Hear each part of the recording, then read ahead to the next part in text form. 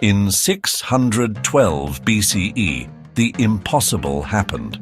The Assyrian Empire, the war machine that had terrorized the ancient Near East for centuries, was no more. The mighty city of Nineveh, the jewel of the empire, was reduced to smoking ruins. Babylonians and Medes, once crushed under the Assyrian yoke, had risen in fury and obliterated their oppressors. The last Assyrian king, Ashur-uballit II, fled to Haran, but by 609 BCE, even that last refuge was lost. And then, silence. For most people, history stops there. The Assyrians, the boogeymen of the ancient world, vanished into the ashes of their once great cities.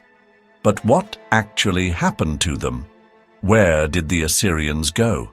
Despite the fall of Nineveh, the Assyrians didn't disappear overnight. Many of them, soldiers, scribes, farmers, and priests, scattered across the lands they once ruled. Some assimilated into the new powers of the region, Babylonians, Medes, and later the Persians. But others clung to their identity, preserving their culture, language, and traditions in secret. The Heartlands of Assyria, what is now northern Iraq, northeastern Syria, and southeastern Turkey, remained inhabited by Assyrian-speaking people for centuries. Though they lost their empire, they never lost their existence. They became traders, scholars, and mercenaries under Persian and Hellenistic rule.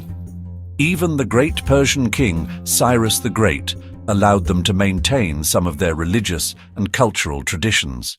By the early centuries CE, a massive shift took place.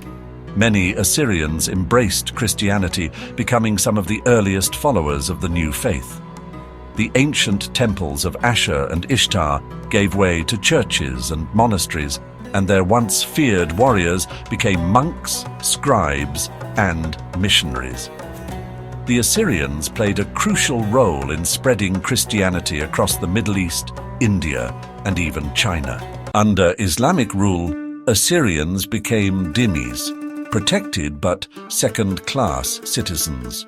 Their communities shrank, yet they persevered, continuing to speak their ancient language, which evolved into modern Syriac and Aramaic dialects. The 19th and 20th centuries were brutal.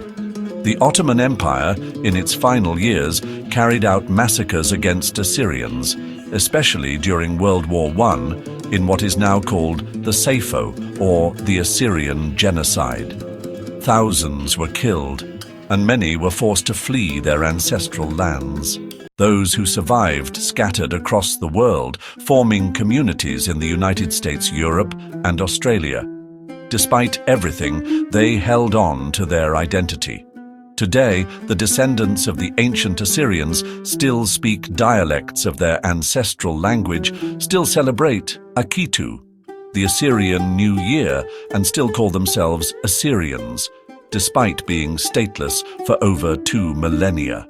Though the empire is long gone, the Assyrians never vanished. Their language echoes in the chants of priests in remote villages of Iraq and Syria. Their bloodline continues in families who still trace their roots back to the ruins of Nineveh.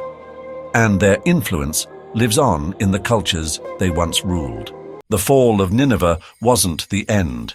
It was the beginning of a new chapter, one of survival, endurance, and an unbreakable spirit. The Assyrians are not just a footnote in history, they are still here.